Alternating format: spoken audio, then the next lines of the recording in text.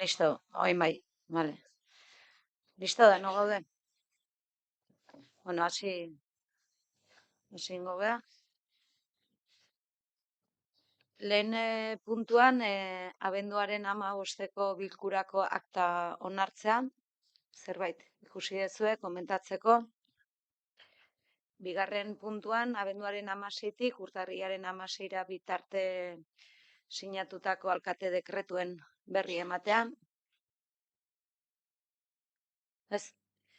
Bueno, hirugarren puntuan ere beste berri emate bat, 2025/1640 dekretuaren berri ematea.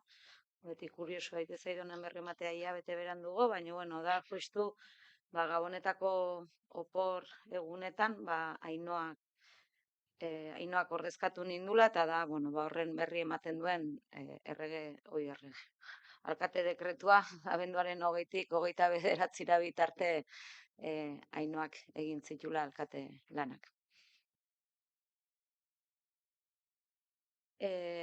Urrengo bi puntuak ere berri ematekoak, kasu honetan ogasunari lotutakoak. Kasu honetan 2025-ko laugarren hiruhileko exekuzioaren berri ematen duen txostena. Gorka, bakizu, hori bezala eskatzen zut igual titular batzuk ematea, ideia batzuk nabarmentzea. Bueno, urrengo puntuan ere horrekin lotuta ordainketako bataz besteko epea ere zenbatekoa da. Bueno, ulertzen dut bi puntuak elkarrekin bai, aipatuko dituzula eta gero zerbait bada galderaren bat, elkarrekin landuko ditu.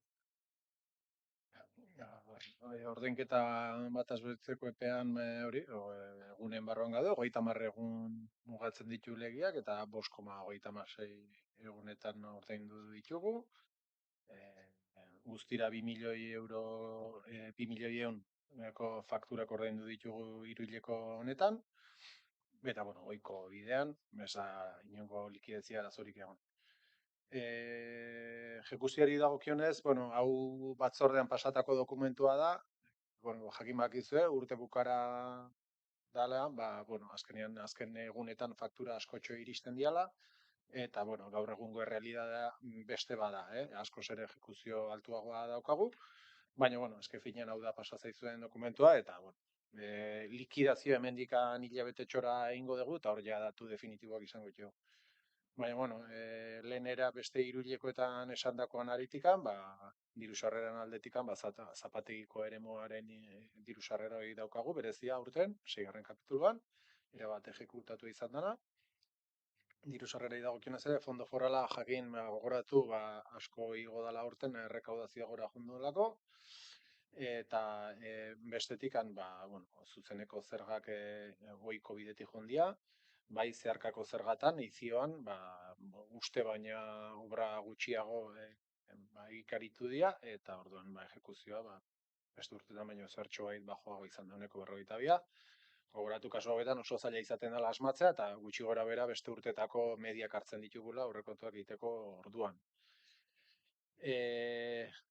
Horrela nahi behintzatola bestik ez badakazu, ezer berezik ez, diru sarreretan esan dakoa, moenikan datu definitiboen zain. Gastuei dagokionez, betiko martxan doa, ejekuzio aldetik, eta, bueno, bai esan, aurten badirudi, iazkoaren alderatuta, ejekuzio altuagoa izan dela, bai. Hori gero likidazioan ikusiko dugu, gastu araua, bai, ez betetzear egon gaitezkela, orain gaur-gaurkoz ditudan datuekin, posible dela udalak 24ko alderaketa horretan, 25ean gehiegi ejekutatu izana, eta horrek plan ekonomiko finantziero baten egin beharra edo agian suertatuko dala. Horren aurrean, abenduaren 2an errege dekretu bat onartu zen, non plan ekonomiko hori edo gastuaren araua kunplitu edo ez horretan, definituzioa finantzieroki iraunkorrak diren inbertsioak, non kalkulu horietatik kanpo geldituko liratezke. Hori guztia sakonago likidazioan aztertuko dugu, eta hori ikusiko dugu ea, gaur-gaurkoz plan ekonomiko egin beharko badegu ere, kalkulu guzti horiek sartuta, ba, azken finean datuak zer emango ditu, baina, bueno, momentuetan hori da egoera. Vale, eskerrik asko, ez dakit.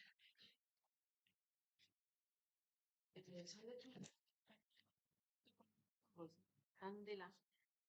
Gastuei dagokienean, baina inbertsio realetan aurten 20 eta pasatzeko ez dakit. Aipatu duzun gaur egun dokumentua pasatzen gaur egunea aldaketa batzuk egon diala, ez dakit inbertsio horretan egon dan edo Bai, zoa indikan, 20 bueno, depende zeren 20 dan, esan nahi dizute, bai, baina 7 milioi euroren 20 edo 2 milioion 21 bat, ze gero gastu arauari dagokionez ez dira portzentaiak begiratzen, baizik eta benetan ejekutatuka, ez, orduan, aurten 7 milioi 600 ijundia inbertsioetan, ez dagoikoa udalerri honentzako 7 milioi 600 eukitzea, orduan horren 20 bajua konsideratu daiteke, eta horretan adosen daiteke, baina milioi bat 500 inbertsio ejekutatua, ba, iazkoaren alderatuta ustet milioi erdi gehiago dela, bai. Jongo gara aztertzen sakonago datuak. Ejekuzioa nik guantxe bertan atera dut aplikaziotik, iaz gastu ez finantzieroak izan zianak 12 milioi 500 izan zian, eta aurtengoak 13 milioi 500. Milioi bat euro gehiago gastatu du, gastu ez finantzieroetan, hori azken finean da gastu araua kalkulatzerak orduan kontutan hartu berri izan dana.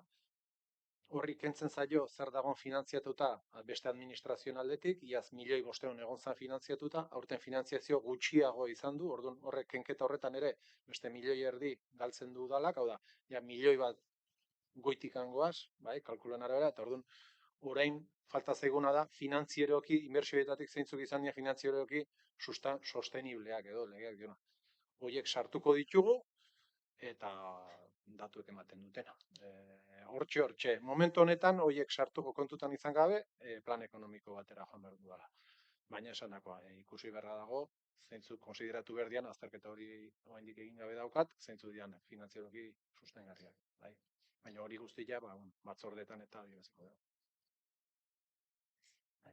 Nik esatea bere garaian justu, bagenekin eskatzen ari ginen kreditua arrobitxulorako horren ejekuzioa, naiz eta aurrekontuetan ikusi horren ejekuzioa gerora etorriko zala, eta beti horrek eragingo zuela ere bai, ejekuzio mailaren portzentaje hori ere txikiagoa izatea, eta injustu ere, zuhurtziaz eta guretzako legealdi honetako proiektu estrategiko nagusia izatean erabaki genuen bada ezpadare aurrez eskatzea mailegu hori udalak momenturen batean gastu araua edo bestelako arauren bat beteko ez balu plan finantziero bat egitera behartuta egongo litzatekelako, eta plan finantziero batean bazaude ezin direlako maileguak eskatu. Eta beraz, kasu honetan, gastu araua ez bagenuke beteko, guretzako behintzat bideratuta geratzen dira legealdi honetarako aurre ikusita zeuden inbertsio gehienak. Horregatik egin genuen, eta iruditzen zait bere garaian ondo hartutako erabaki bat izan dela, naiz eta, aurrekontuen ejekuzioan pixua du, eta ikusten da 20%, baina esan du oso diferenta da 2 milioiko 20% ejekuzio bat edo 7 milioikoa. Eta ere, asko gehitu du ere bai, kiroldegiko zuterako inbertsioa, aurreskolaren obra 1 milioi batekoa ere, badakigu danok zergaitik nahi dan atzeratzen, hor daude, orduan, inoizko kopuru altuena daukagu inbertsioetarako, 7 milioi, eta, badoa ejekutatzen, eta ni behintzat ere, lasaitasun horrekin, legaldiko inbertsio nagusienak bideratuta uzten ditugula, gastu arauak bete ezarren. Eta ez dio eragingo horrek markatu genitun helburu eta proiektuei.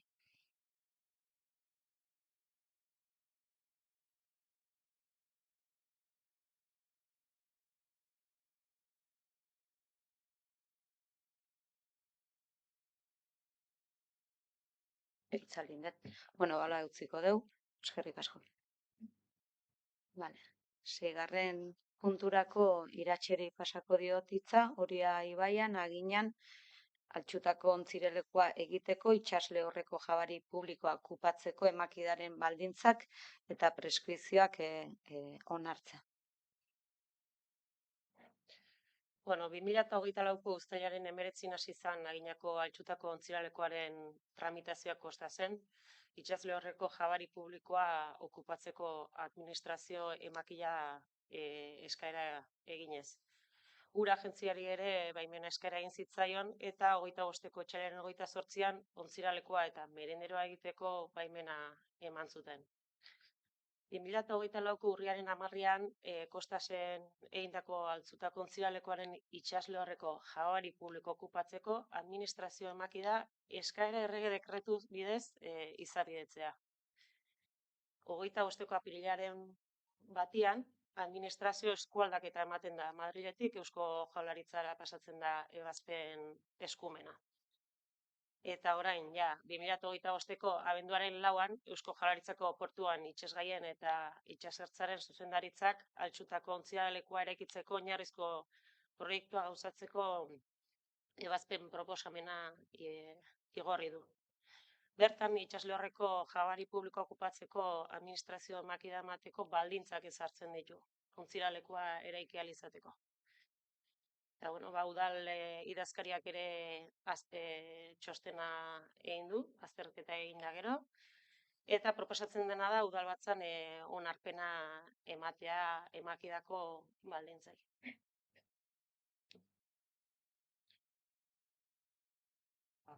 Zekit norbaitek azalpen gehiago behar ditun, da azkenean haiek ezarri dituzten baldintzak onartu behar ditugu derrigorrean, okupatuko badu, nola baite esateko.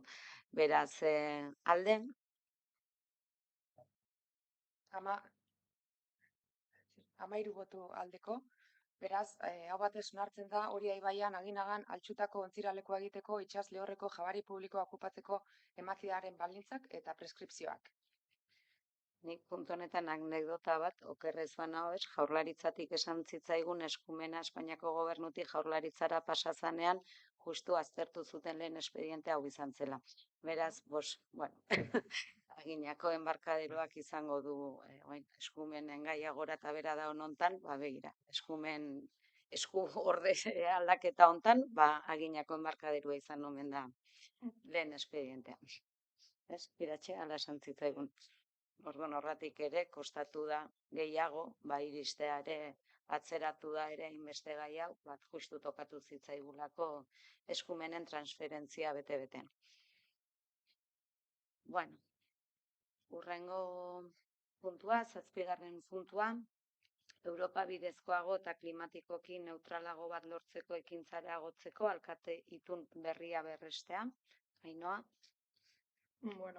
Bai, Agurtzanek ondo esan du bezala berrestea da, beraz zerbait berreste badeu, noizbait onartu genu zerbait da. Nusulgo Udalbatzako plenoak 2011ko azaroan 29an egin zuen ohiko bilkuran, orduan, Europa Batasunaren energia politikaren helburuetatik haratago joateko asmoz, energia politikarako konpromesua jasotzen zituen alkateen ituna onartu zuen. Beraz, badeu gaur egun alkateen itun bat onartua. Orain berrestea daukagu. Zergaiti berrestea? Alkateen itunak ibilbide bat egin du, 2008an sortu zen, orduan isuriak 120 murrizteko helburuz, baina, bere ibilbide guztian, esan genezake, konpromesu edo helburu horiek nola aite jundala areagotzen 140 igoz, eta 2020an alkateen itunak helburu eta konpromesu berriak ezarri zituen. Ondorioz, naiztagu atxikita egon garai hartako konpromesuari eskatzen dutena da udalak berrestea eta eguneratzea konpromesu horietan. Zein dira konpromesu horiek? 2030erako neutraltasun klimatikoa lortzeko helburua ezartzea, tokiko erresilientzia indartzea klima aldaketaren ondorioen aurrean, eta pobrezia energetikoari aurre egitea energia eskuragarri, bidezkoa eta iraunkorra bermatzeko. Beraz, esan 11.500 udalerri gutxi gorabehera gaudela atxikita, Europa mailan, 278 milioi biztanle gerala eragiten digunak itun honek, eta, bueno, pixkat esan erkidego autonomoari dagokionean, prozesuan, bueno, atxiki ondoren plan bat egin behar da, eta prozesu horretan, 32 udalerri gaudela. Orduan, bueno, pixkanaka, herriak berresten nahi dira ituna, eta aldi beren plana egiten ez daukatenak, eta eguneratzen daukagunak. Gaur hemen atxikitzea berrestearekin, 3 pausotako prozesu bat abiatzen dugu, bat dela gaur ematen ari geana, alegia udal osoko bilkuran erabakia onartzea, ondoren atxikitzeko gutuna sinatzeko alkateari ahalmena ematea, eta gero atxikimendu hori programa informatiko batera igo behar da mahaiko benanten izena emanez. Bale. Hori da alde batetik gaur egiten duna berretsi, baina hortaz haratago goaz. Izan ere, lehen aipatu dut 2011an udalbatzan nola atxiki eintzan itunera. Eta atxikitze zeanean 2 urteko epean konpromesu hartzen duzu plan bat egiteko. Horrela, 2011an hartu zuten eta 2013an, uztailaren 23an ezoiko bilkura batean, Usuriko energia jasangarrirako ekintza plana onartu zen. Bertan, ildo batzuk ezarri zian eta hori dena. Beraz, itunan berresteaz aparte, badagokigu baita ere plan hori eguneratzea. Egia da, planua onartu zen ezkoztik urte guzti hauetan, ez gara geldik egon, bai eman diala azken urteotan, itun horretan, aipatzen dian lanildoetan, hainbat ekintza gauzatu ditugu, eta azpimarratu inaiko nituzke. Argiteria publikoa ledera aldatzen ari gera, eta, azken txampo honekin argiteria publiko guztia aldatuta eukiko gedeu, energia berriztagarrien sorkuntza areagotu deu, mugikortasun eredu ezberdinak ere bultzatu ditugu, 85% gorako gaikako bilketa emaitza lortituen hondakin bilketa sistema badaukagu, udalerriko ur hornidura sisteman ere neurri ausartak eman ditugu, bertako ura herritarren eskura jarriz, ibai ertzeko espazioak ere berreskuratzen aritu geha, energian kontsuman jarraipena egiteko ere SIE programa bidez gaur egun datu oso garrantzitsua lortzen ditugu, beraz, ez gaude geldik eta pausak eman dira. Dagokiguna da orain, plan hori, lehen esan duguna energiaren plan hori, nolabaite, klima aldaketaren eta energiaren planera ekartzea.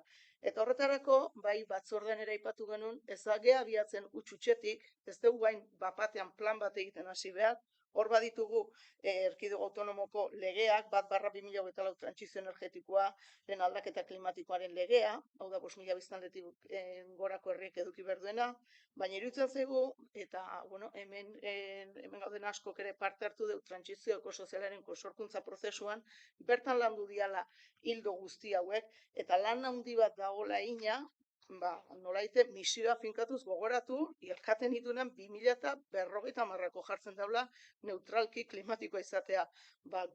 Geure buruari sorkuntza prozesu hortan herriko eragile eta norbanakoekin eta oposiziotik ere egon ziaten guztiekin ere, geure buruari 2030ko jarri genion, hau da, 20 urte lehenagorako misio hori finkatu genuen, baina eske misio hortara iristeko lan hildoak ere markatu genituen, ez ditut aipatuko, baina hor badago ekintzak eta denak lan mardul bat egin da, beraz, gure helburua bada lan hori probestuz, hori planera egokitzea. Noski, plan horrek jaso beharko ditu, plan guztiek eskatzen dituzten arlo guztiak, eta baten bat falta balin bada, osatu egin beharko da, baina ez dela hutsetik abiatzen.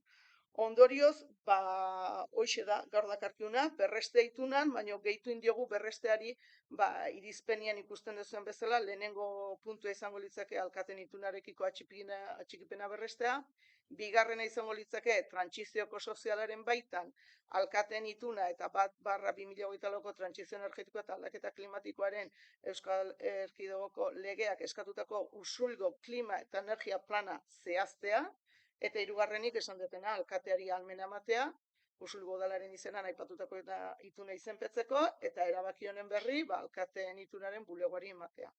Ez dakit galderarik edo zerbait badakazuten, bai honen inguruan.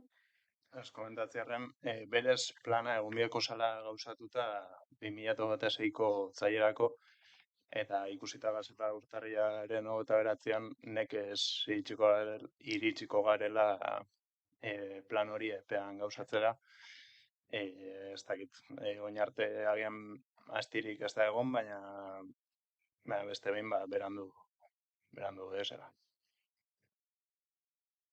Bueno, segurazki paperean plan hori egiten joango gea berandu, baina segurazki beste hainbat indikatzaile eta beste hainbat pausotan, segurazki aurreratu goazela. Egia da, planak otsailaren amaierako data dakala, baina guantxe bertan ja hori gauzatzen hastera doaz. Beraz, lan mardulena da, bulego lan hori gertatuko da, dagoena paperera ematea. Ez dut uste asko atzeratuko ganean data hortatik, baina, bueno, paperaz aparte, lan lerroiek dia garrantzitsuenak lanean dauzkaula. Horregatik, oso bat, prozesua egina dago, eta hainbat lerroia martxan daude lan, beraz hori da garrantzitsuena. Egia da, zuk ondo diozun bezala, baina ioberi ere jakinarazi zaio, pasa zaio, trantsizioko sozialeko lanketa guztian txostena, eta esan zaio, hau da daukaguna eginda, guain honi emango diogu ja beste forma hori, baina bueno, formalismo edo papeleoko kontu bat da. Bueno, hala ere, nahi bali mazu, segurazki hemen badaude herri batzuk, ez dakenak ez da plana egin da ere. Orduan, bagian herri horiek bai izango diala, azkartasunez martxan jarri bertu dutenak, ez dut uste, hilabete bat obi atzeratzeak horrenbesteinoko garrantzia dunik lan hildoak martxan dituzunean eta emaitzak ja ikusgai daudenean. Ustet. Nik ez dut esaten lan ez da nik egin. Oin, da iruditzen jata argumentu nahiko eskaxa, beste herri batzuk ez da bilain esatia zure justifikatzeko. Ez dut horrekin justifikatu, justifikatu dut esanez, prozesua egin da 2023an abiatu zen. Ez dut bukatu. 1/2024 legeak argi esaten dau 2026ko otsailerako plana idatzita egon behar dela, nik ez dut esan, ez duzuen geldi egon zaretenik, lanik ez duzuen egin, baina berandu dator, eta ez dauen mungo astirik lege hori betetzeko. Eta gainontzeko herriek, o gainontzeko herri batzuk, plana gauzatuta zeukitziak ezin da izan argudio bat justifikatzeko atzerapena.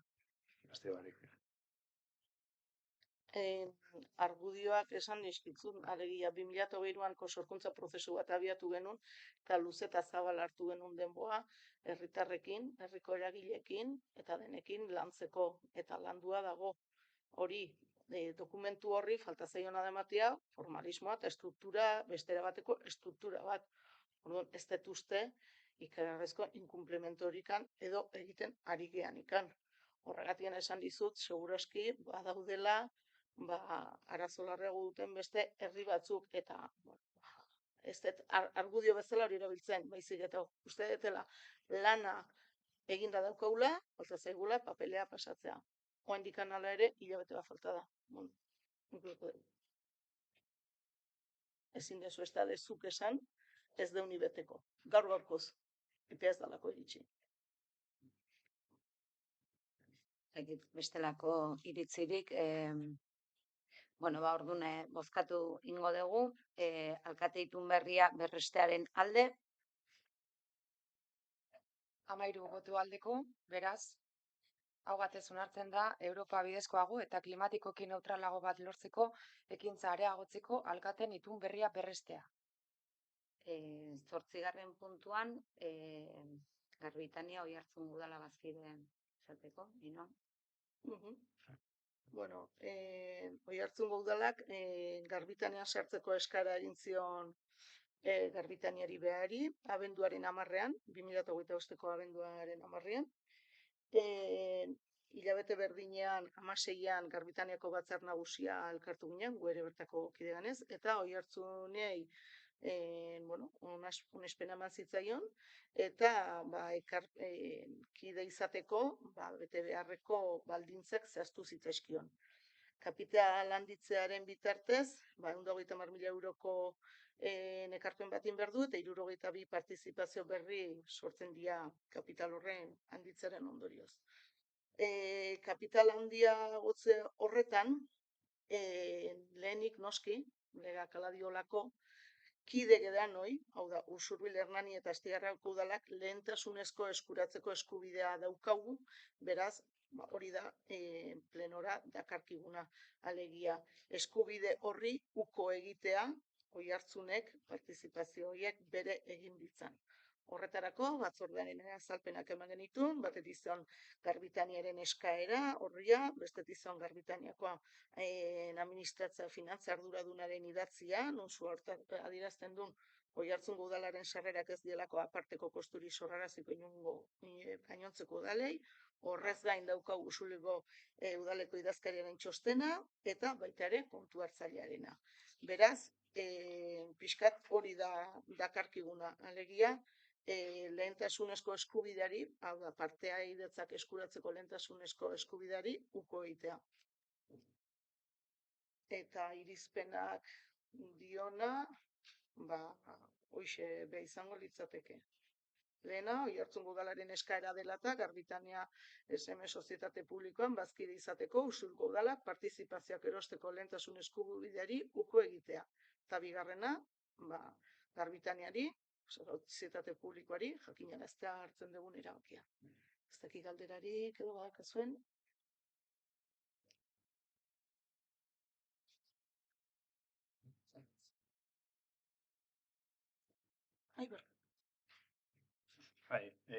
Batzordean irizpenen alde bozkatu gauen, gure ustez izapide tekniko bat salako, eta ez jakulako helarazi funtsezko informaziorik falta zanik garrantzi handiko erabaki bat hartzeko.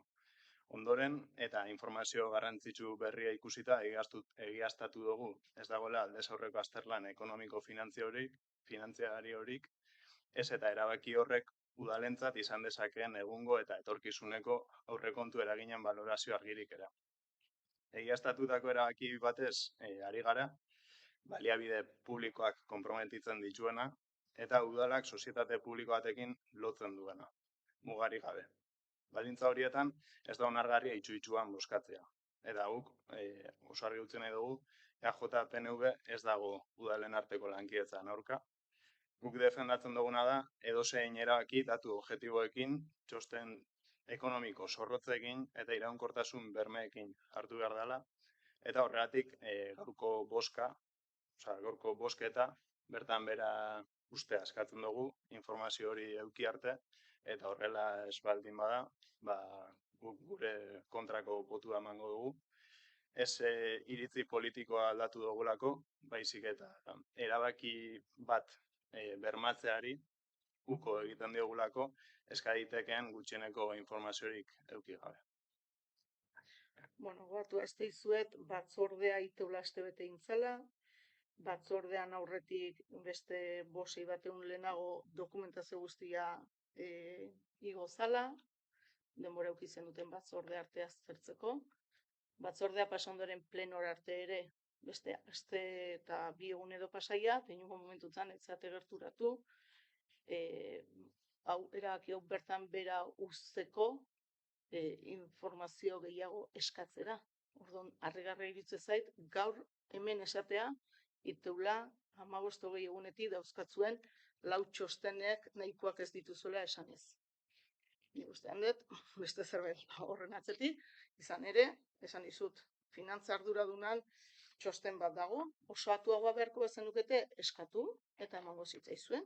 Bertan dituzue, balantzeak, galdu irabazien kontuak, zenbateko partaidetzak dian, nola geratuko litzaken aseguruen pedifikazio kontablea, dena, partizipazio bakoitzak ze kopurutan geldituko ginean, ez dakit zer gehiago beharko zenuketen, eta gogoratu ez dizuet, iten nahi gana da, uko. Osea, uko, partaidetza horiek erosteari, ez besterik. Osea, ez du inongo momentutan kolokan jartzen. Gorkak ere, 3 lege kontutan hartuta eman du txostena. Hemen ditut 3 legeak. 21/2003ko foru araua, hau da, kontu hartze kontrola. Gipuzkoako foru aldundiko 32/2018 foru dekretua, barne kontrolerako araubidea. Eta 2024ko azaroak 24an, tokiko erakundearen osoko bilkuraren erabakia, aurretiazko fiskalizazio eta kontu hartzen mugatuko araubidea eta espedienten egiaztatze beharreko baldintzak. Beraz, gure kontu hartzailearen arabera, hoi denak betetzen ditu. Idazkarian txostena ere, mardula da, hori ere badago. Ez dakit zer gehiago behar dezuten. Ez dut ulertzen zer gehiago behar dezuten. Eta behar izan bazen duten eta zalantza bazen dituzten esan dut. 15-20 egondu dira, horren inguruan galderak egiteko.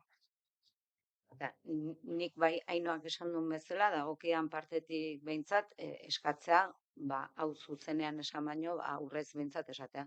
Alegia, eskatzea, razoitzea zergaitik, eta momentu baten baloratutzeko pres gaude, punturen bat, bertan bera utzi behar balima da. Baina guk ulertzen dugu erabaki hau hartzeko, erabaki hau ahalbidetzen duten aurrez egin beharreko azterlan eta txosten guztiak badaudela kontu hartzaile, badaudela idazkaritzen txostena, Usurbiliko udalbatzari erabaki hau hartzeko bide ematen diotenak, eta beraz ez dugu arrazoik ikusten eta gutxiago horrela esan da, puntu hau bertan bera usteko. Orduan, alkatea naizen aldetik, ulertzen dut erabaki hau ez, nerea izango dela leire, bertan bera ustea edo aurrera egitea, uste dugu esan bezala, erabaki hau hartzeko nahiko informazio, nahiko txosten badaudela, eta beraz ez detela bertan bera utziko puntua. Edo nola ere, berriro diot, Ainoak esan dizu, gustatuko litzaiguke horrelako eskaera bat balin badezue aurrez esatea eta pres gaude aztertzeko, baino ez hola, zuzenean plenoan horrela esatea, aurrez jakinerazi gabe eta berrestenga erabaki hau gainera ez du ezertan aldatzen orain arteko egoera, egiten duena da, soilik udala gainera uko egiten diola zerbait, ez da beste erabaki bat hori baino. Beraz, ez dugu uste ezertan aldatzen duenik, ezer erabaki, gai hontan hartu beharreko erabakiak. Hasta hori esan nahi. Beraz, bozkatu ingo dugu puntua. Bai, baina diotela, bozkatu ingo dugula, ez detela bertan bera utziko. Ni ez dut esaten Usurbilgo udalak ez daukonik informazioa erabaki hori hartzeko eta hain zuzen horregatik bozkatu nauen alde. Gauza erabaki horren iturrian informazio asko falta dela. Oiartzungo alkateak atzo bertan onartu zauen eta eukola itxosten ekonomikorik gai honen inguruan. Orduan, iturritik gaizki batoz, nola hartu behar dugu guk erabaki bat informazio guztia eukibarik. Eta hori da guk eskatzen ginen, eskatzen dugun informazioa, baina Oiartzungo udalak ez baldin badaka, eta bera eskaeren dagoena sartzeko garbitanean, zan guztezu guk zela inbiogun aurrera. Orduan, eta ni guztu, garaiz gazela, gaia mai gainean utzi, inberdian txosten guztiak egin, aztertu, eta aurrea jarraitzeko. Eta gehiago harritzen duzta, zuei harritzea gure boto aldaketa, zuek faltan informazioekin aurrera egitea baino. Gehiago eskatzen dutzu gure boto aldaketak informazio gabe aurrera jutia baino. Horrek pixkak eskatzen duzta egia, zen. Nik ez dut esan zure boto aldaketak eskatze gaitu nikan. Esan deguna da, Usurbiliko teknikariek egin dituzten txostenak nahiko informazioa dagoela Usurbiliko udalbatzak erabaki hau hartzeko. Nik hori esan dut. Eta horregatik esan dut, ondorioz, ni noski atzo Oiartzungo alkateak zer esan zuen, ez dakit, aitortu berri dizut, ez dakit dakidana da, egin dezu eskaera bat, eta bi gauza esan ditut bat, hurrengo batean eskertuko genukela, besteik ez bada plenoa arratsaldeko 6 dela jakitun, ekartzea proposamen hau nahi baduzu goizean, edo nahi baduzu 2 ordu lehenago, eta bintzat aztertze dugu, eta esan dizut prestutasuna horrelako eskaerak aztertzeko, Eta ez, hola, zuzenean egitea, eta nun ulertzen dugun, Usurbilko udalbatzak momentu honetan badeukala nahiko oinarri, sendo, erabaki hau hartzeko, eta horregatikan ulertzen dugu egingo degula bozketa mantentzen dut. Osea, nik hori esan dut, ez dut kritikatu zure eskubide osoan zaude, zure botoa aldatzeko. Osea, harritu gaituna da, inoak esan du bezala, 20 egunetan ere ez dela egon, bueno, eskaera hau, edo, eta bar, baina, bueno, osea, beste gabe. Guk hau ez dakigu indala 20 egunetik, Guk hau dakigu atzotik. Bai. Ba, nik informazioa falta dela, ez dakitu indala 20 egunetik, ez batzorde egunetik, ez bestela ez nauen alde bozkatuko. Osea, hain estrabioaz naz. Osea, batzordean naukon informazioakin alde bozkatu gauen. Oin, batzordetik pasa eta atzo, jakin gauen informazio desente falta zala, eta hau ezin dela aurrera eraman. Oin, Ze informazio, udalak bere barrenean beharko duen informazio, zer da zehatz mehaz falta dan informazioa guk uko egiteari zeteko, zein da? esan dutzut, baina, bueno, errepiko gotzut. Txosten ekonomikoa, Oiartzungo alkateak atzo bertan onartu zen, ez daukela inungo txosten ekonomikorik, honek zer eragin edukiko zaben Oiartzungo udalean. Eta hori da hasiera batetikan, ja, prozesu honetan sartzen badara gaizki, informazioa falta dela. Bakarrikan bi gauza ezberdindu nahi ditut. Oiartzungo udalak hartu behar duen erabakia, ez da Usurbilgo udalak hartu behar duen erabakia. Ez bi gauza, eske bi erabaki diferente dira. Oiartzungo udalak ulertzen dut atzo. Usurbilgo udalak gaur erabaki behar duena da akzio batzuei uko egitea. Oiartzungo udalak atzo beste zerbait erabakiko zuen. Horregatik esan dut, hartzen dugun erabakia dela horixe, ez du beste zer erabakitzen. Eta ondorioz, erabaki hori hartzeko aurrez, Usurbilgo udalak, ez Oiartzungo udalak, Usurbilgo udalak behar duen informazio guztia baduela. Nik ez dakit zehazki Oiartzungo udalak atzo, Garbitaneari dagokionez, zer den erabaki zuena. Eta beraz, nola ez dakidan Oiartzungo udalak zer den erabaki duena, dakidala da, ez dula erabaki Usurbilgo akzioi uko egitea. Hori erabakitzen du Usurbilgo udalbatzak. Orduan, ulertzen dut bi erabaki diferente direla eta erabaki bakoitzak beharko ditula bere azterlanak, bere txostenak. Ulertzen, orduan, ezin da ekarri trasladatu hori ona erabaki hau hartzeko, ez, porque Oiartzungo udalak beste gauza bat erabakitzen duelako, gu erabakitzen ari gea, gure akzio batzuei uko egitea, oso diferentea dira erabakik. Oso diferenteak dira erabakik, beraz, ez dira bi gauza berdin. Hori ezberdin duen behar da. Akzio batzui uko egitea, sartzeko udala partaidetan sozietate baten beste sozio bat edo beste bazkide bat sartzeko, nun bazkide horrek ez dagoen inolako azterketarik. Ez dagoen inolako azterketa ekonomikorik, eta zuek izten dut, guk ukatu biogu akzio horrei sartzeko beste bazki bat ez daukona inongo azterketarik.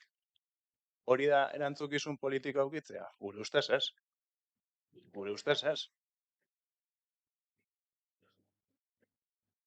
Baina, zu bazkidezaren sozietate baten sartu bida. Osea, zuzenean edo zeharka, implikazioa dauko erabaki horrek. Naiz eta oin, txostenetan ez azaldu erabaki horren ondorioak. Inungo momentutan ukatu egin behar duen ekarpena egitea, inungo momentutan ez dago ekarpen hori zalantzan, beak bere barruan egin beharko ditun prozedimentutan gu ez geha sartuko. Beraiek sartuko ez dian bezala gurean ere, beraiek ekarpen bat egitea, herri bat gehiago gehitziak, beste udalerri bat sozietate publikoan integratzeak, egiten duna da proiektu eta bideragarriago. Zalantzari gabe. Eta Garbitaniako batzar nagusian hori horrela baloratu genuen. Bideragarritasun ekonomikoa Eta bideragarritasun ekonomikoa egin zaie. Horregatik bide eman zaio erabaki honi. Orduan, Oiartzungo udalan, Oiartzungo udaleko zuen ordezkariegan galdetu beharko, baina guk garbi dakau honek ez dula kaltetzen proiektua are gehiago indartu egiten dula. Behaiek 130.000 euroko ekarpen bat egingo dutela, eta guri galdetu zegoen gauza bakarra dela, ea partizipazio horiek guk erosi nahiko genituzten. Da guk esaten dugu, ez. Eta hori da gaur hemen eztabaida gai da.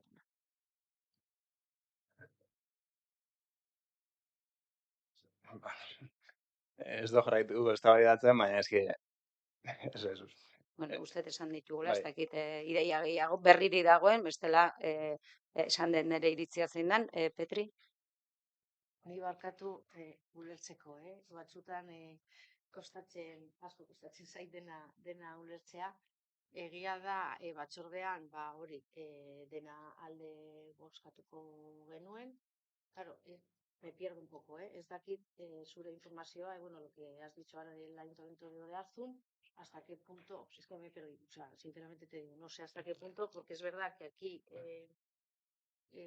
lo que votamos en comisión es la renuncia, bueno, lo que habéis explicado, al derecho preferente de adquisición de participaciones y según lo que te he entendido a ti, has comentado que el Ayuntamiento de Oiartzun, perdón, no tiene un informe económico, si puedes, aunque sea laburpen txiki bat erderaz, es que me he perdido un poco, la verdad.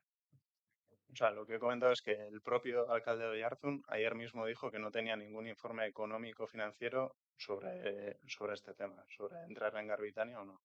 Entonces, a falta de esa información, si el propio alcalde de Oiartzun, que es el que ha pedido, que es el municipio que ha pedido entrar en Garbitania, no tiene ese informe económico financiero, dejar entrar a un socio que ni siquiera ha estudiado la viabilidad económica o las afecciones que puede tener en su ayuntamiento, dejar entrar a un socio que no ha estudiado esos temas, pues hombre, eso luego puede tener unas repercusiones a futuro dentro de la sociedad en la que el Ayuntamiento de Usurbil es partícipe junto con otros ayuntamientos. Ez zai ondo azaltzen, Xabi. Ez zai ondo azaltzen. Bueno, a ver. Oiartzungo udalak eskatu zuen abenduaren 10ean idatzi bat aurkeztu zuen eskaera Garbitania sartzeko eskaera eginez Garbitaniari. Eta Garbitaniako batzarrak eman zion baiezkoa. Gu gaur ez gea ematen ezer. Garbitaniak ja esan dio baietz Baiezkoa esan zaio. Oiartzuni. Baiezkoa emana dago. Gaur egiten nahi gana da bakarrikan esaten, jalpikipen horiek eskubide hori erabili nahi dugu, ez dugu nahi. Esan diozu momentu baten, erabaki berdala, ea Oiartzungo eskaera onartzen den edo ez. Eta esaten nahi gana da, eskaera hori ja berak Garbitaniari egin ziola, eta Garbitaniak jada eskaera hori onartua daukala. Zatik erabaki hori Garbitaniaren batzar nagusiari dagokiolako. Eta erabaki hori hartuta dago. Eta ulertzen dut, erabaki hori hartzeko Garbitaniak ere eginda ditula bere txosten ekonomikoak, bere txosten juridikoak, hain zuzen ere beste sozietate horretan beste kide bat sartu ahal izateko egin behar den azterketa guztia esateko edo bai edo ez.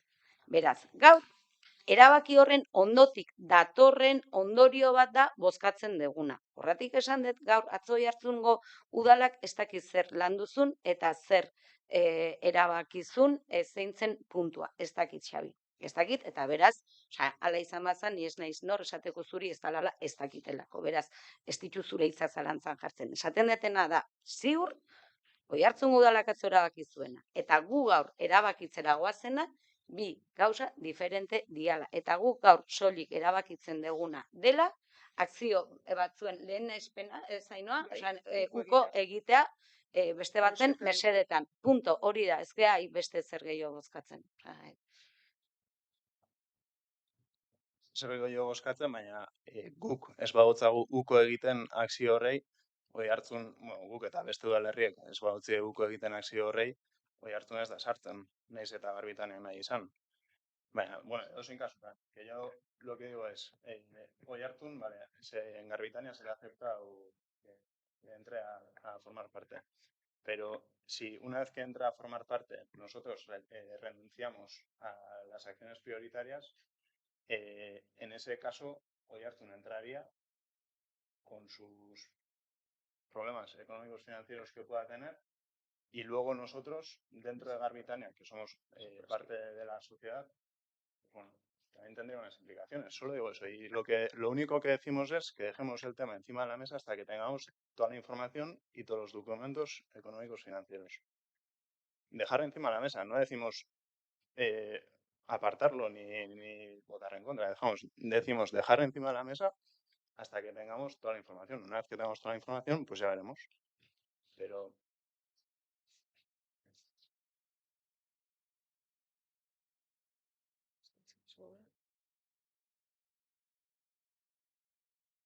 Nik bukatzeko, ez dut ezer berririk esango, baino bai, bi gaiak bereiztu nahi dituzue. Bai gaur hemen Usurbilen erabaki nahi dana eta Oiartzungo udalak atzo erabaki zuena.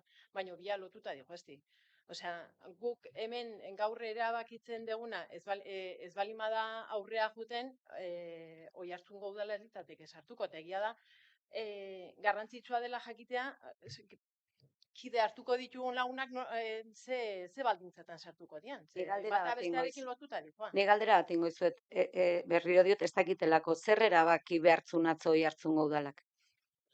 Ez dakitelako galdetzen dut, nik dakidana da, nik gaur zer erabaki behar dudan, ez dakala zerkusik, atzo, antza, ez dakitelako galdetzen dut, zer gai erabaki behartzuen Garbitaneari dagokionez.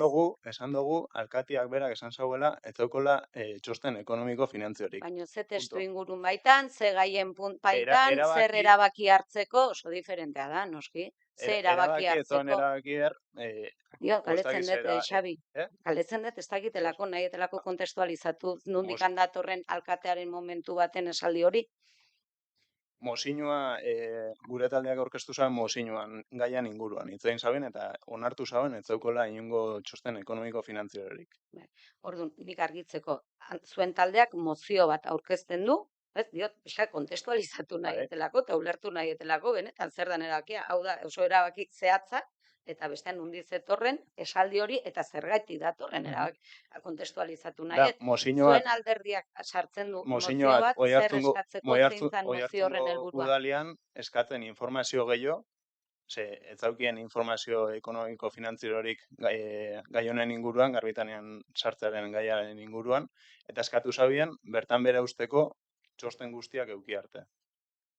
Punto. Eta horri izan zen momentua, esan zabenien alkateak ez daukola txostenik. Baina, diot, eta bertan bera, nun Ainoak esaten duen bezala, gure udal honen ordezkaria Garbitanean Ainoa den, nun ja erabaki hori hartu dan. Leia, Oiartzungo udala sartzea Garbitanean erabaki hori hartuta da hone. Horratik zer dan eskatzen dana bertan bera ustea da, nahi dut ulertu, Xabi, beste gabe. Esaten detenian ja erabaki hartuta dagoelako. Bueno, ez da.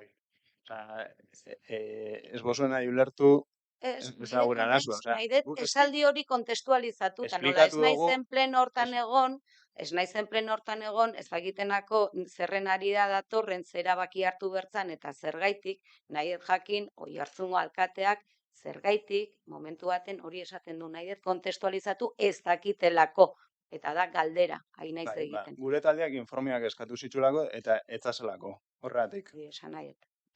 Hori mozio bat zela, orain esan dezu, zure lehen interbentzioan ez dezu esan mozio baten arira datorrela eta bar, eta zain, bueno, bai, barkatu esaten naizea puntu bat bertan bera ustea, ni jakin berdet, esan nahi, momentu batean, Oiartzungo alkateak esaten duen esaldi batengatik, jakin gabe, jakin gabe zer dela eta esaten duen, eta zerren arira, eta zer bain nun prozedura hau eta prozesu hau aurrera egiten ari dan, eta hau dan prozesu horretan hartu beharreko beste erabaki bat, nik ere horrelako erabaki bat hartzeko informazio gehiago ere bardet, eta zuen eskaera zer dela eta datorren, sana, eta ulertuko zuen bezala.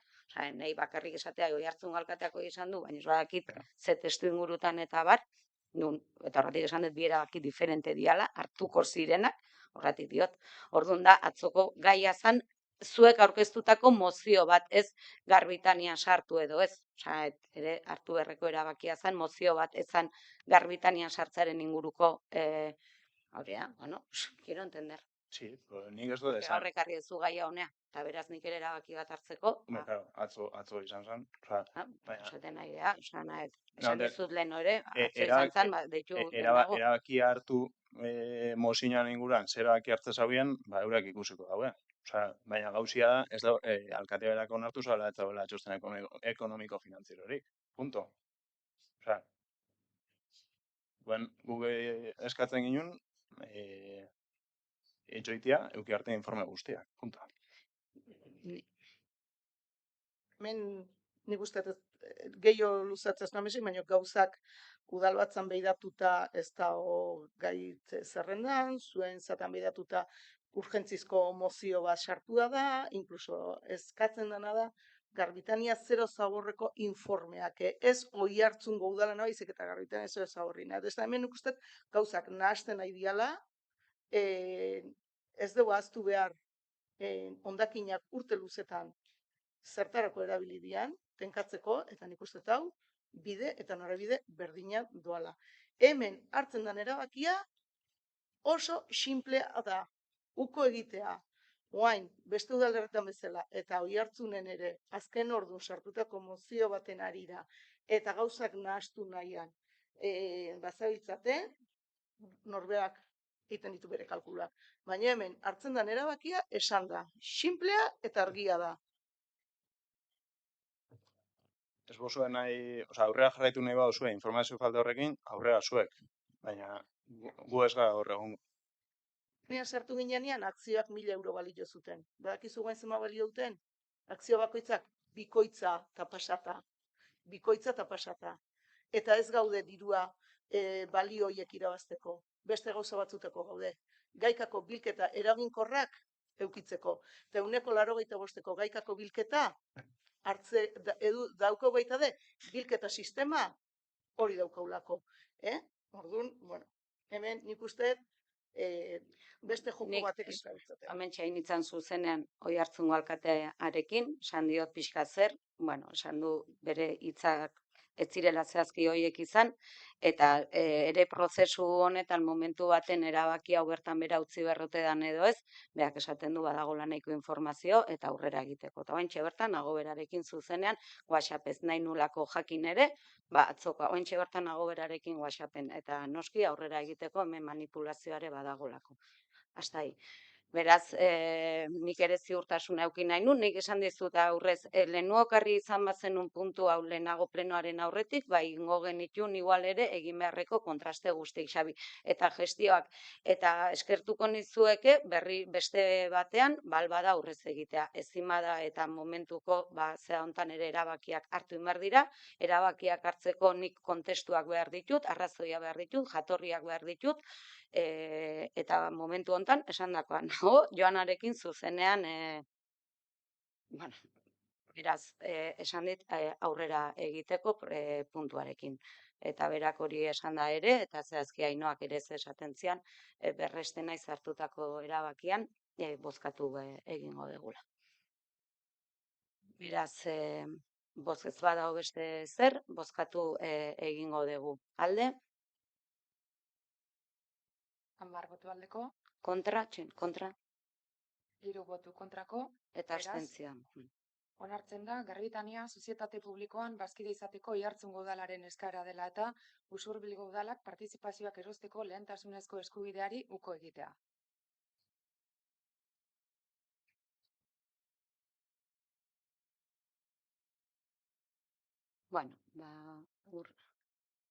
Adakaten edo ez. Urrengo puntura pasako gea, 9. puntuan, Usurbilgo irisgarritasun unibertsitarako plan integralari hasierako onarpena ematea. Niretzako gaurkoa, eta orain onartzera goazen planaren garrantzia azpimarratu nahiko nuke. Usurbilen urteak daramatzagulako Usurbil gure herri zaintzaile bat izateko. Zer? Berretsi gai ordenean sartzen. Ai, barkatu hasi.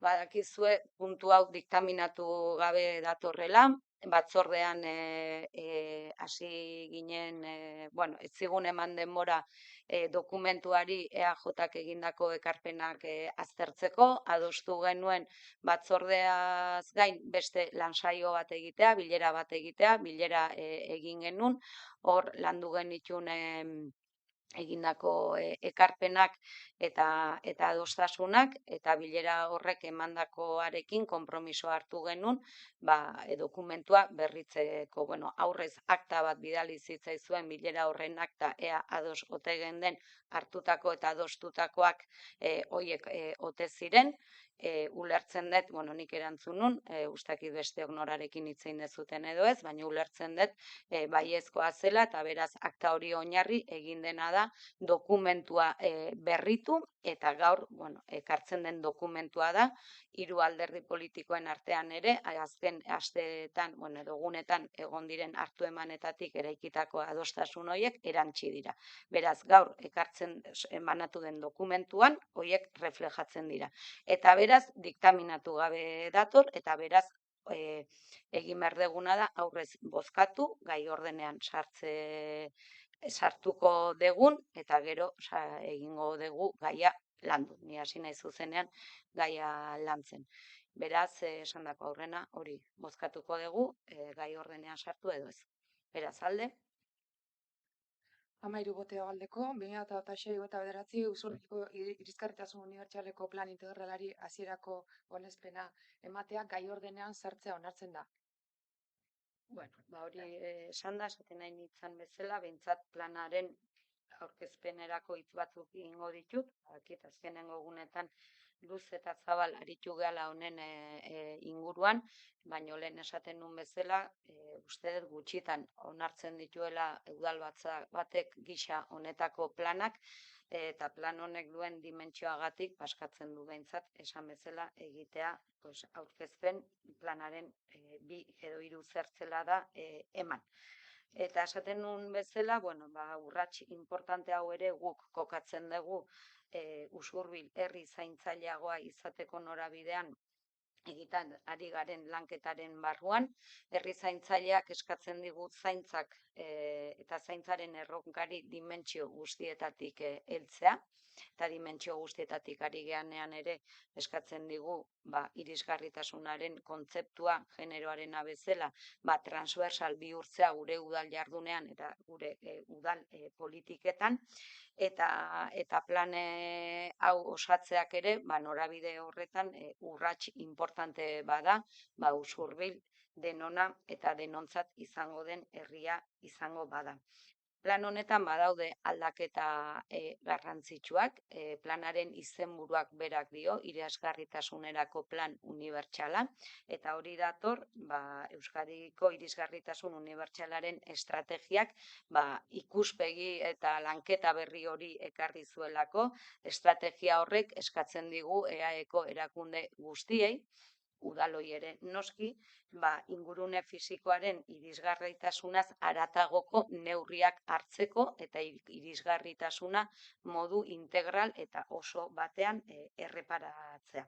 Eta horregatik, egia da Usurbilgo udalak aurrez ere eduki izan ditu irisgarritasun planak, baina orain arte batez ere eraikitako eremuaz aritu gera, eragin izan dugu, baina kasu honetan, esan bezala plan honek eta aldaketa honek ekartzen diguna da, irisgarritasuna modu unibertsal batean ulertza eta irisgarritasun konektiboari ere erreparatzea. Horregatik, udalerri irisgarriaz gain ere, udal irisgarriaren terminoa eta jarduketa eremu ere sartzen dugu. Nik esan behar dut, prozesu honetan udalak bidelagun proiekta Urbes enpresa izan du, eskertu behar dut benetan egindako lana, uste eskuartean daukagun dokumentua edo dokumentuak, porque azkena plana bera 5 dokumentu ezberdinez osatua dagoelako, eta, esan nahi dut egin duten lana benetan txalotzekoa izan dela. Esaten nun 5 dokumentuz osatua dago, batetik dago memoria, plan hau justifikatzen duen, edo plan hau beharrezko egiten duen arrazoiak aipatzen dira memorian, bestetik dago udalerri irisgarria jarduketa plana, udal irisgarria jarduketa plana, arauak, irizpideak eta gomendioak, eta parte hartzen memoria ere.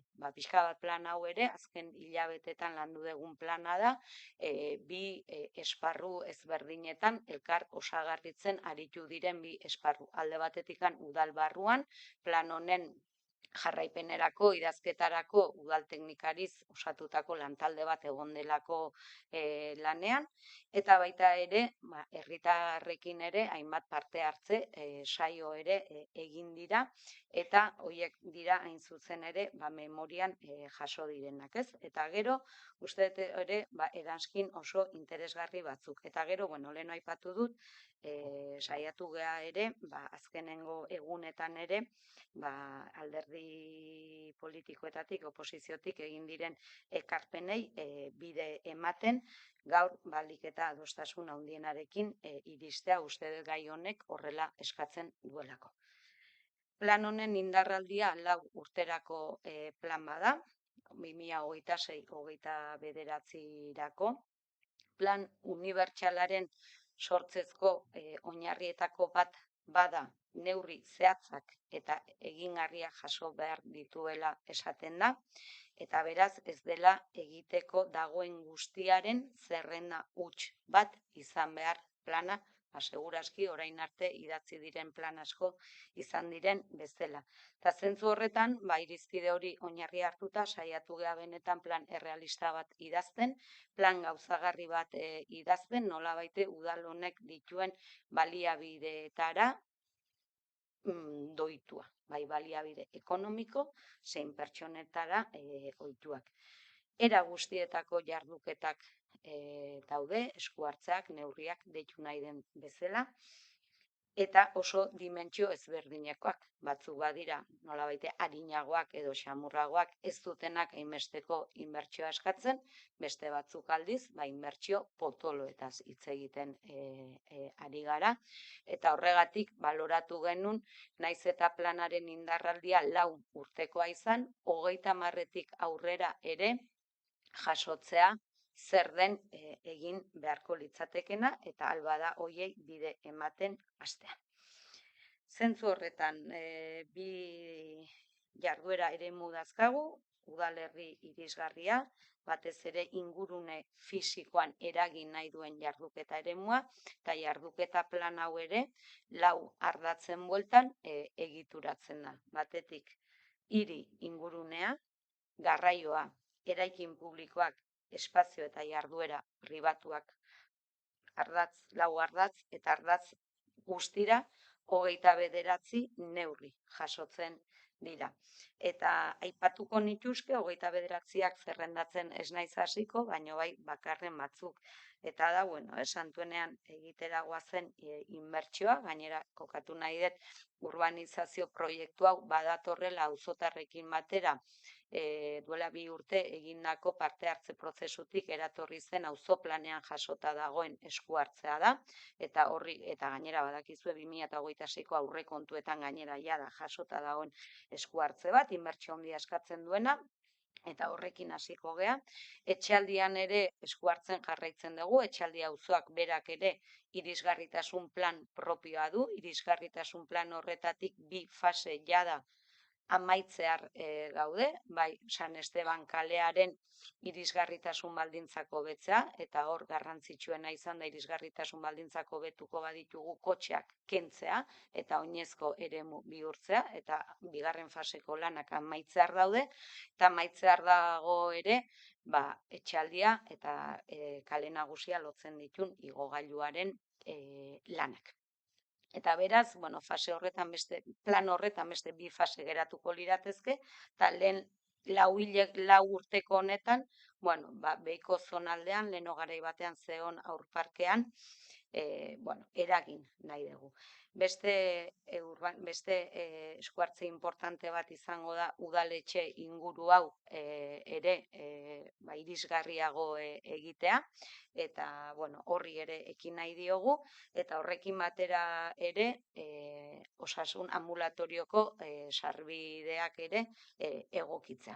Eta horretaz aparte, badaude bestelako inbertsio batzuk, baina badaude ere bestelako jarduera batzuk modu eskatzen diguna urtero egitea jarduerak horiek hobetzeko. Alde batetik badaude ibilbide aldapatsuak, usurbilen aldapa asko dakau, dagoen herriaren kokapenagatik aldapa asko daude, beraz, zaila aldapak desagertza, baina bai aldapetan irisgarritasun baldintzak hobetzea.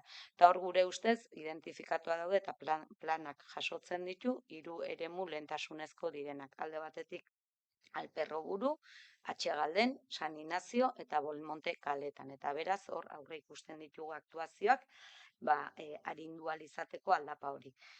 Beste aktuazio batzu jarduera iraunkorra eskatuko digutenak izango dira eskailera eta arrapalen egoerak ere aztertzea, eta beste 3. bat zebrabideak egokitza. Eta beraz, hoietarako urtero ere jaso beharreko aurrekontuak jasotzen dira. Eta udal irisgarrian, hau da, berrikuntza nagusiare hemen dator, esaten da bezala, a ponernos las pilas, porque egia da, orain arte ikuspegi hori ez delako egon hain barneratua administrazioan, eta zentzu hortan uste dut, autokritika egin behar dela, eta plan hau ere, badator, hori lehen lerroan jartzera, horrek suposatzen duenarekin, administrazio publikoak kudeatzen duten langile publiko zein arduradun politikoentzat ere.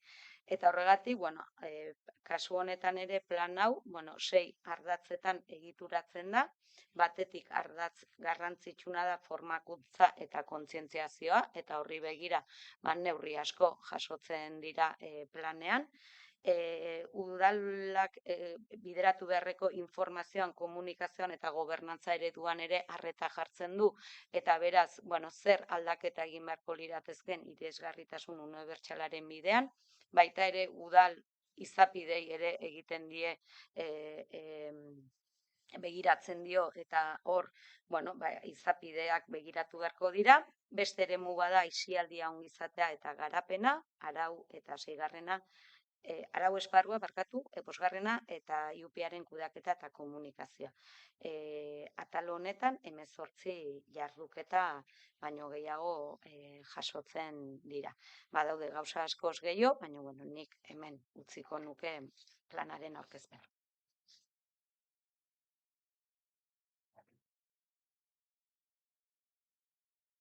Guk Eusko Alderdi Jeltzaletik hasieratik argi utzi nahi dugu irisgarritasun planaren alde bozkatuko dugula. Helburuekin guztiz bat gatozelako, plana hobetzen dauen gure proposamen batzuk jaso dielako, eta irisgarritasunak ezin daudelako gehiago itxaron. Hori bai, hori esan da, adierazi behar dugu alaber, ez gaudela ados espediente hau izapidetzeko moduekin. Plan hau osoko bilkurara ekarri da, aldez aurretik batzordean irizpena eman gabe, eta gaur zuzenean onartuko dugu, diru laguntza bati lotutako premio baten oinarrituta. Gaur eguerdian jaso dugu dokumentazio eguneratua, eta ez digu astirik eman sakon aztertzeko, bai behiratu dugu gainetik adostutakoa jasotzen den eta beste hainbat puntu, baina ez duzku eman astirik sakon aztertzeko.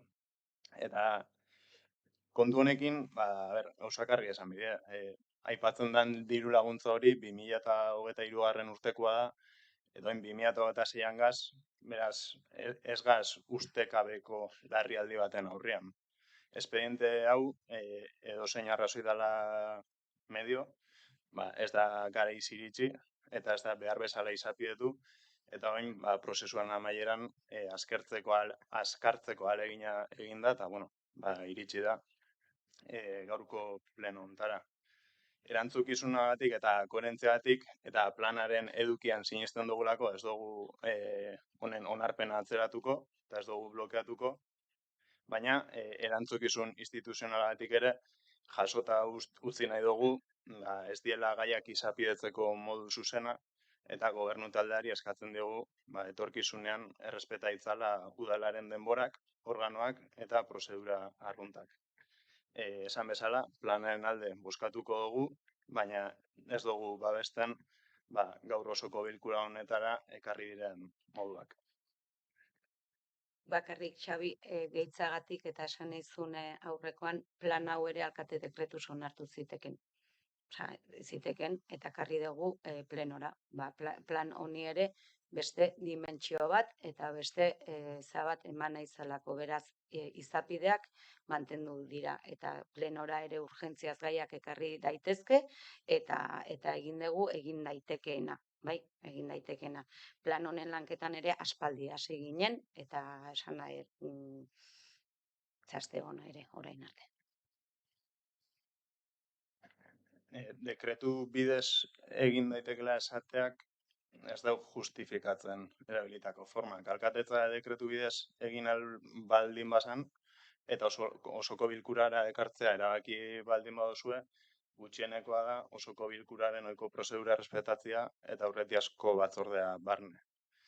Inork ez dago esaten hau bi egunetan indanik, esaten gabitzena da, lan hori ez dela dagokion organoen bidez bideratu ez da denbora egokian beste barik. Petri? Gure botoa alde izango da. Uste dugu udalaren irisgarritasun plan bat beharra eta bete beharra da, institutu publiko esala. Plan bat 4 urterako da, eta guk argi daukagu 4 urteetan egoerak desberdinak azaltzen dezake, orduan, argi dago, momentu horretan, plan hau, tanto proiektuak edo aurrekontuak aldatu dezake, eta gure botoa alde izango da. Ni erabat ados nago, plan bat onartzeak ez du esan nahi 4 urtetan plan bat errebisatu ezin daitekenik, esan nahi tartean gertatu daitezkelako, esaten una diru laguntzak lortu dira, eta aukera ematen digu, urte batetik bestera aldatzeko, dudi gabe azkenean guretzako plan hau da bide horri bat, udalak urrengo 4 urtetan egin beharreko bidea nondik jo behar duten argitzen diguna, eta beraz, dudi gabe, ez da dokumentu itxiba, gaur onartzak ez du esan nahi zerbait estankoa denik, plan bat zerbait izan berdulako bizia. Eta ulertzen dugu plan hau ere bizia izango dala, izan beharko lukela, eta baldintza berriak sortu ez gero, gauza gehiago egiteko, dudik ez daukagu hori horrela izango dala, eta dagokionean ekarriko dala eta aztertuko diala. Ez badago beste zer, bozkatzea pasako gea. Esan beste gabe gaur hasierako onarpena ematen diogu, jende aurrean jartzen da, alegazioak egiteko aukera egongo da, noski, eta alegazioak baleude, aztertu beharko liratezke, eta gero berriro ekarri beharko litzateke, hori edo zeintzen. Basandakoa, plan integralari hasierako onespena ematearen alde, 13 boto aldeko, beraz, aho batez onartzen da 2026-2029 Usurbiliko irisgarritasun unibertsaleko plan integralari hasierako onarpena ematea. 10. puntuan, Usurbilen autokarabanen aparkalekuak erregularizatzari buruzko mozioa, EAJak aurkeztu du, beraz zuei ematei zuet hitza mozioa aurkezteko.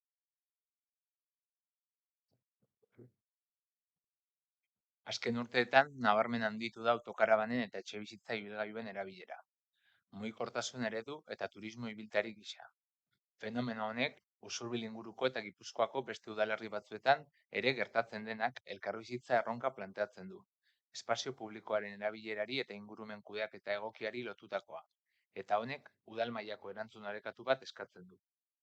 Gaur, arazoa bereziki Olarrondo inguruan agerian geratzen ari da, baina lehenago ere pairatu dute Errekatxikin, Aristitxoko aparkalekuetan edo Alperru buru aldean, ikastolen ondoan. Hiribideetako ibilgailuen aparkalekua udalaren eskumena da. Berriki, 2025ko urtarrilean onartu zen hiritar izaerako herribideen erabilera eta horietako trafikoa, zirkulazioa eta segurtasuna arautzen dituen udal ordenantza.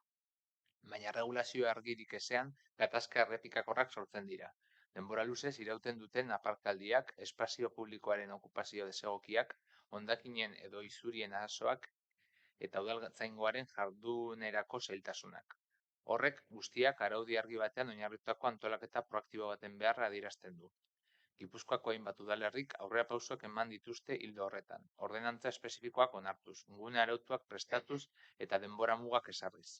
Bizilagunen arteko bizikidetza, zandakatze errotazioa, ingurunarekiko errespetua eta segurtasun juridikoa lehenesten dituen eredu baten alde eginez, bai egoiliarrentzat, bai autokarabanentzat erabilientzat. Hori guztia kontuan hartuta, beharrezkotzat jotzen da Usurbilgo udalak errealitate honi bizikidetza ikuspegitik heltzea. Autokarabanen aparkalekua modu objektiboan arautuz, araudia betetzen dela bermatuz eta aldenean gatazkak saihesteko dituzten irtenbide ordenatuak eskainiz. Beraz, erabakiak. Usurbilgo udalak adierazten du borondatea duela autokarabanen aparkalekuaren fenomenoari erantzuna emateko. Ikuspegi errealista batetik, bizikidetza bermatuz eta juridikoki sendo espazio publikoaren erabilerako eskubidea eta hiri ingurunearen babesa zein herritarren bizi kalitatea bateragarria eginez. Usurbilgo udala konpromiso hartzen du udal ordenantza espezifiko bat idazteko edo indarrean dagoen ordenantza egokitzeko. Udalerrian autokarabanen aparkalekua arautzeko gutxienez ondorengo irizpideak jasoz. Zehazten diren egun guneetan aparkatzeko denbora mugak ezartzea, txandakatzea edo rotazio sustatzea eta aparkaldi luzeak saihesteko. Arau hausten eta santzioen erregimena portaera zehatzetan oinarrituta espazio publikoaren okupazio desegokia, isuriak hondakinak edo gehienezko denborak. Hartzen diren neurriak segurtasun juridikoa bermatzea. Udalak azterketa tekniko bat egingo du autokarabanentzako aparkaleko arautu bat edo gehiago prestatzeko aukera baloratzeko. Honen helburua izango da ibilgailu horien presentzia antolatzea, eragin negatiboak minimizatzea eta auzokideekiko bizikidetza hobetzea. Udalak seinalizazio egokia sustatuko du eta beharrezko informazio ekintzak burutuko, bai egoiliarrentzat, bai autokarabanen erabiltzaileentzat eta udaltzaingoaren koordinazioa indartuko du araudia behar bezala aplikatzen dela bermatzeko.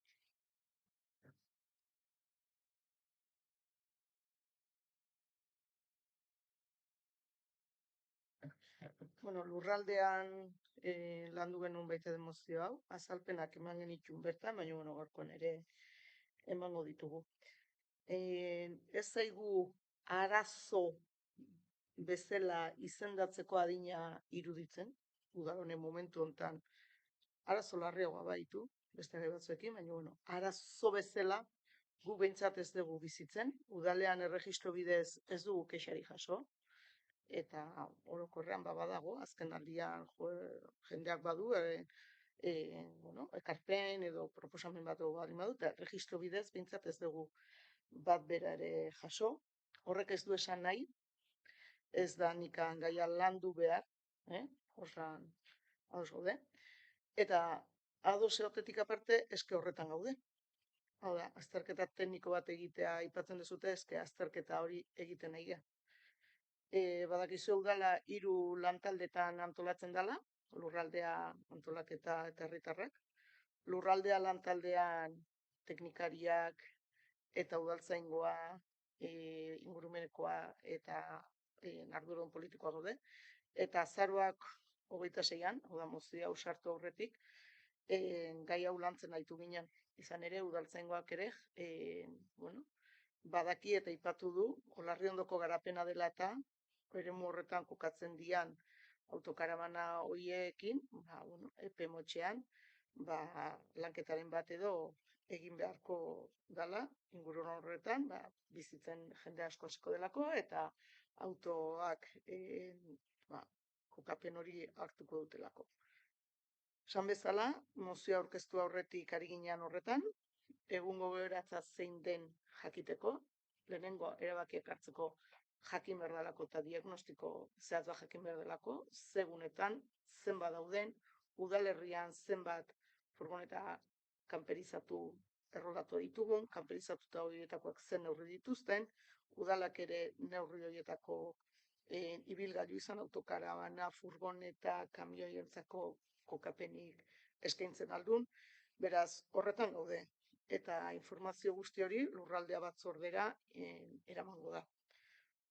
Ordenantzan, espresuki, esan dezue, 2025an onartutakoan, autokarabeni aipamena egiten dian atalik ez dago, baina badaude bai, beste arau orokor batzuk aplikatu ahal izango liratekenak. Guk esan izan bezala, lantalde batean lantzen aigea lurraldea batzordera eramango deu, mozio honi ez diogu, inoraz ere, gai honi ez diogu inoraz ere, mozio izaerarik ikusten. Ez dugu mozio batetara eramateko gaitzat ikusten. Lantzeko bai, baina lantzeko konpromiso hori ez dauko zertan berretsi berrik lanean ari gehalako. Beraz, iruditzen zaigu, beste leku bat dela, eta hemen egiten dituzuen ekarpen guzti hau ongi etorriak, eta baino lurraldea batzordean mahai gainean jarri eta bertan lantzekoak direla. Horregatik guztiagatik gu abstenitu egingo gara. Petri, Gure taldeak aldeko botoa eman dio mozio honi, planteatutako gai batzuk dagoeneko jasota baitaude egungo trafiko ordenantzan, baina egia da ez direla nahita ez mozioaren testuan proposatzen diren baldintza edo ikuspegi berekoak, baina, ulertzen dugu jasota daude. Azterlan tekniko bat egiteari dagokionez, gobernu taldeak esan digu dagoeneko urratsak ematen ari direla arlo horretan, hala ere ez dugu eragozpenik ikusten mozioan planteatzen dena babesteko, izan ere gure ustez azterlan tekniko espezifiko bat egitea bateragarria izan daiteke egiten ari den lanarekin.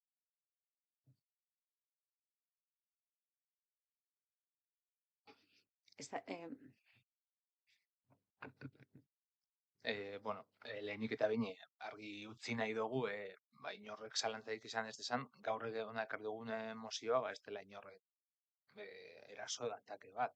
Ez da inorren kontra egiten den proposamen bat, eta are gutxiago guk asmatutako arazo bat. Justu kontrakoa, herrian ematen ari den errealitate bat ekarri nahi dugu udalbatzara, eta politikatik arazo honi konponbide bat eman, besterik gabe. Eta erregistrotik, kexa formalik ez dagoela esatea, agian horrek ondorioztatzen du Usurbilen beharrezorik ez dagoela. Baina erregistroan kexarik ez egoteak ez du esan nahi kexarik ez dagoenik. Eta horrek esan nahi duen bakarra, agian hiritar batzuk, beste bide batzuk erabiltzen dituztela, besterik gabe. Modu eusko daude kexak helarazteko, eta badakigu udaltzain gora deitzen ere jendea badabilela. Eta Usurbilen gertatzen ari dela. Gertatzen ari da, argi eta garbi gainera, Olarriondo auzoan. Bertako bizilagunen artean autokarabanen auziak kezka bat sortu eta gainera badakigu bizilagun komunitate batzuetan gai hau ere tratatu egin dela. Esan duzue udala dagoeneko lanean ari dela eta hori ondo dago, eta espero dugu gaia ona ekartzea eta behar bezala arautu eta bideratzea. Gero kritikagarria dela guk ona emozio bat ekartzea, egia esan ez dugu ulertzen, guk badaukagu politika egiteko eskubidea eta bete beharra, eta mozioak horretarako bide ematen digute, eta gainera herritarren kezkei bide ematen die. Ez dugu ezer arrarorik eskatzen, beste udalerrietan ere egiten ari dena besterik gabe eskatzen dugu, eta nahi duguna da beste tokietan egiten dena hemen ere egitea. Ez gehiago, ez gutxiago. Araudi argia, segurtasun juridikoa eta elkarbizitza bermatuko duen neurriak aplikatzea. Besterik gabe. Orduan, ez badago beste zer, bozkatzea pasako gea, Usurbilen autokarabanen aparkalekuak erregularizatzeari buruzko mozioaren alde, 4 boto aldeko, kontra 0, eta abstentzioa. 9 abstentzio. Ondorioz, Usurbilen autokarabanen aparkalekuak erregularizatzeari buruzko mozioa onartzen da. Azken puntuan, eskaera galderak, zerbait dezuen, nik bai ekarri nahi dut gai bat, eta ez da gai berria pleno hontan pediatraren gaia. Ekarri nahi dut. berriro ere Usurbilen urtarrilaren 12tik pediatrarik gabe gaudelako. Egoera honen berriro ere gurasoen aldetik jaso dugu. Ja badira, egun batzuk, aste eta piko izango da, gurasoek ohartarazi zigutela pediatrarik ez zegoela Usurbilen. Ordura arte egon zen pediatrak antza beste posturen bat edo lortu du beste eskualde batean eta hara jundala. Eta beraz, Lasarteko anbulategira ari direla bideratzen. Astean behin etortzen zala Lasarteko pediatra, batez ere ume txikien errebisioa, jaio berriena, oinarrizko gauza batzuk egitea. Honen aurrean, etorri ziren esan bezala udalera, ea udalak bestelako informaziorik ote zuen. Azkenengo mozioaren harira, Donostialdeko osiko arduradunak konpromisoa hartu zuen edo zein gora beren aurrean, Usurbilgo udalari ez, Usurbilgo herritarrei jakineraziko ziela zein izango zen egoera, gainera hemen iraian mozio horretan hori eskatzen zen puntuetako bat hori zen, berriro ere ez da hala gertatu, asko kostatu zaigu berriro ere hitz egin ahal izatea Donostiako osiko lehen arretako arduradunarekin, atzo lortu genuen elkarrekin hitz egitea, eta adieraztea baieztatu zidala gurasoen aldetik jasotze genuen informazioa. Alegia, urtarrilaren 12tik ez dagoela pediatrarik, eta bere hitzak esan ziren gainera, epe motzean ez dula ikusten konponbide errexik momentu honetan, ez daukalako Donostialdeko osian errekurtsorik, ez daukalako langilerik Usurbilera bidaltzeko. Beraz, egoera horren aurrean, justu atzo izan omen zen Osakidetzako zuzendaritza organoa, ez dakit nola deitzen den, zuzendaritza orokorra, eta justu berak gai hau ara eraman zula, izan ere, momentu honetan berak rekursorik ez duenez, Usurbilgo pediatra postua betetzeko, Osakidetzako zuzendaritza orokorrari dagokiolako erabakitzea, beste nunbaitetik norbait ekartzea Usurbilgo postua betetzera.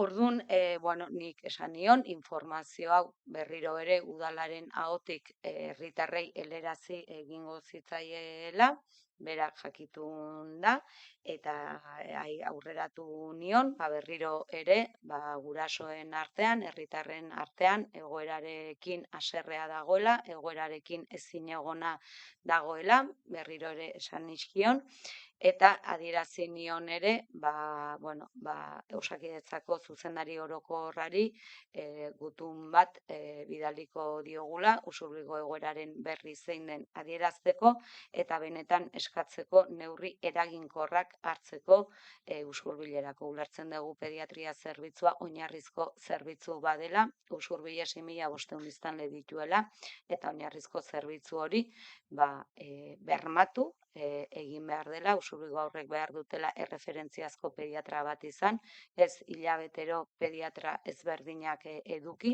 noski pediatra euskaldun bat, eta berriro ere jarraitzen dugu egoera honetan.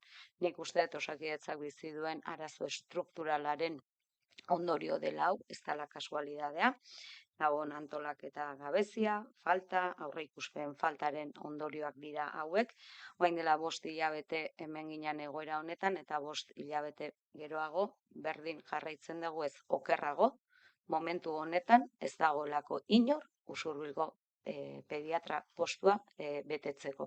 Eta ondorioz ezin du, eta nik ez daukat dudarik Donostialdeko osiko arduradunaren borondatea eta nahia dela hau betetzalik eta azkarren, eta horretan ari dela nik hori ez dut zalantzan jartzen, baino, hau da, dagoen gabezien adierazle bat, eta gabeziak daudenean berak ezin ditu rekursoa bidali nahiko lituzke bezala, eta badakit nahi duela. Baina, diotela okerrago dela, balen behintzat rekursoa zitun, eta orain ez ditu, eta beraz okerrago, eta bere hitzak dira egoera zailean gaude. bere hitzak horiek izan ziren atzo. Orduan, bueno, pues jakinaraztea, gaur edo bihar, gaur ikusi dugu gainera, gurasoen aldetik egon dela halako harren bat edo ez, atera dute, nik noagoan irakurri dut, gaur osasun zentroan pediatra ordezkatzeko eskaera, badago mugimenduren bat, guk atzo lortu genuen hitz egitea, justu atzo eguerdian, aipatu nun, eta bueno, gaur plenoa genuenez, plenora ekartzen dut, eta kasualidadea gaur ikusi dugu gurasoek euren aldetik ere atera dutela oharren bat. Bueno, hoxe, jakinarazi nahi nun, egoera honetan dago, hauxe dela egoera. Zerbait aipatu nahi duzuen edo? Bueno, aipatzekotan, aipatu duzun Osakidetzan arazo estrukturala, nik uste dut mediku faltaren, mediku gabezia orokorra dela, ez bakarrik Osakidetzan, toki guztietan falta dien medikuak, eta kasu hontan, Usurbileko plaza hori bakante geratu da, pediatraren dagoenien, eta Usurbila etorri nahi dagoenien, etorriko da. Neot esan, ez da Osakidetzak ezin da hartu pertsonat eta zu ona zatoz. Horrek ez dagoela funtzionatzen. Nahi bada horrela saldu eta nahi bada horrelako populismoak egin, aurrera, baina Osakidetzak ez dago horrela funtzionatzen eta bakante hori ikusita da zen dauen mediku gabezia, iruditzen jat dela arazo baten gainean oraindik ere eur gehiago botatzea zuari. Gar gehiago ematea zuari.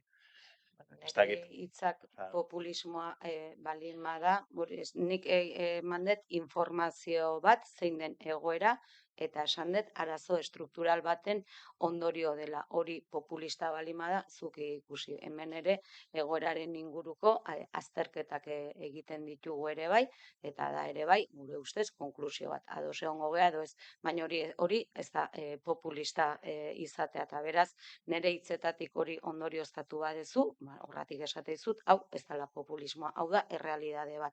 Eta da momentu honetan, oinarrizko zerbitzu baten faltan gaudela Usurbilen. Eta ez dela egoera berri bat, aspalditik datorren egoera badela, eta okerrena da egoera hori kronifikatzen ari dela. Eta gauzak kronifikatzen dira, aurrez ez direlako behar bezalako baliabideak egiturak prestatu, egoerak ez kronifikatzeko. Jazta hori da nire iritzia, eta da bizi degun egoeraren islak hori erakusten du. Jazta, populismoa nahi ez ditu. Baina, zu esan dozu informazioa mandozula, bueno, esan behatxu bat. Esan dizut, populismoa ez deitzeko, porque nik ez detelako populismo horik egiten, hoxe bakarrik esan dizut. Zu esan dozu informazioa mandozula, eta zu ez dozu informazioaz aparte, eman dozu zure iritzi interesatu bat, alderdi politiko baten ordezkari gisa, bai? Baina eman dozu zure iritzi interesatu bat, ez dozu eman soilik informazio objektiboa. Orduan, zaitxe eskudatu baina hemen esaten informazio objektiboa bakarrik esan dozunik. Gero zure iritza eman dozu. Eta iritzi hori, gure ustez, tokiz kanpo dau, eta gainera exageratu da. Bueno, nik esan dizut, eman detela informazio bat, eta egin dut egoeraren inguruko ondorio bat eta balorazio bat, hori esan dizut, aitortu dizut. Esan dut egoera struktural, arazo struktural baten ondorio dela, hori esan dut. Eta esan dizut, hortikan populismoa deitza, salto handi badagola, hori ere bai esan dizut. Beraz, hitz batzuk ere, ez ditutela, esan eztabaida politikoa beti da aberasgarria, beti, baina noski, kritika batzuk horrelakoak nik ere ez ditut onartuko, eta horretik esan dizut, populista deitza horri ez detela onartuko, hori esan dizut. Ere, besteik ez badago, hementxe bukatuko dugu.